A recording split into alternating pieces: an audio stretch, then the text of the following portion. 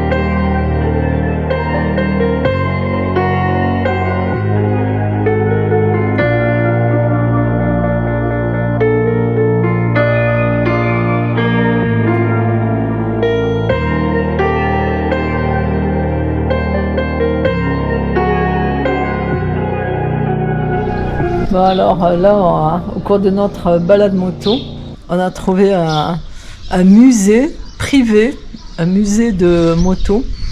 Et j'espère qu'il y a beaucoup de motos. Le monsieur s'appelle Juan Antonio Garcia. Et attention, c'est 5 euros, hein, parce qu'avant de parler, il a demandé 5 euros. Ouais, il nous a dit, allez, 5 euros. Alors voilà, pour ceux qui me connaissent, ils savent que je m'appelle Garcia. Et donc, je vais peut-être chez un de mes cousins, on va voir. Nous pénétrons dans le musée de Juan Antonio Garcia, qui était un musicien et un agent artistique et bien sûr un passionné de moto. Il a commencé à restaurer quelques motos pour ses amis et pour lui-même. Et petit à petit, il a été gagné par sa passion. Et il a restauré là plus de 100 machines. Il a ensuite acheté cet édifice, qui est un ancien cinéma, qu'il a adapté pour exposer sa collection de motos pour le plaisir des visiteurs comme nous. Et surtout pour le plaisir de Didier qui est au pays des merveilles. Ça, c'est les photos d'arrivée initiales quand il a reçu la moto. Et la voici maintenant achevée. T'as vu un peu les couleurs? Ouais. Non, la peinture. Ah, mais c'est lui qui fait tout. Hein. Ah bon? Il m'a dit. Ouais, la peinture? La peinture et tout. Oui, il m'a dit tout à l'heure. Et je lui ai dit est-ce que votre épouse aime la moto aussi? Et il m'a répondu elle déteste la moto parce que vu toutes les heures qu'il a dû passer dessus, à mon avis, elle n'a pas dû apprécier. Il est classe par. Oui, il est classe par marque. Par marque. Ouais. Tout ça, c'est des Hierro. 125 cm3. C'est vieux, tu vois, Hierro. Hein. C'est 59 là. 53. Ouais. On connaît ça en France depuis une quinzaine d'années maximum. Mais ça a une histoire. Et là, c'est Ducati de ce côté. Tu veux voir, viens voir la meilleure Ducati du monde. Moi, je l'ai trouvée. Viens voir un petit peu. Tout ça, ce sont des Ducati. Ça, c'est le point Ducati.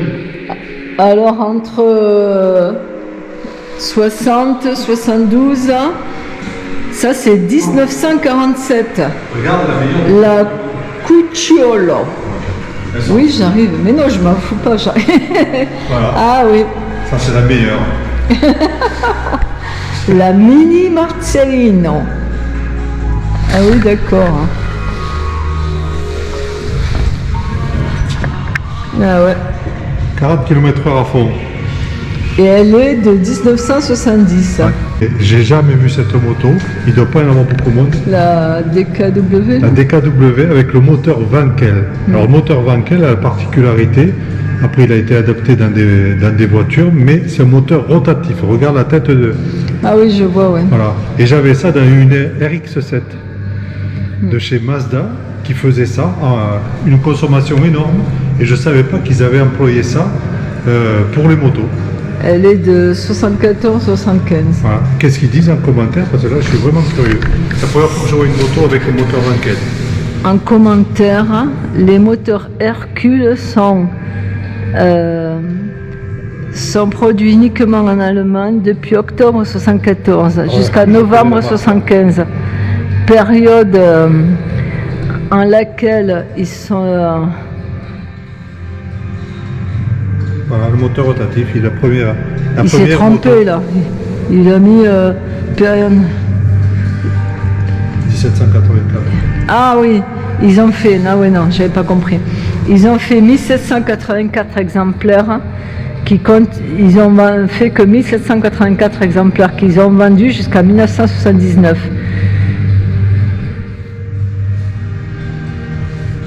Voilà, c'est passé pour la première moto commercialisée avec le moteur rotatif. Nous terminons la visite du musée pour enfourcher de nouveau nos motos et nous rendre dans le parc des Cabañeros. C'est un parc national où survit intacte la grande forêt méditerranéenne d'Europe.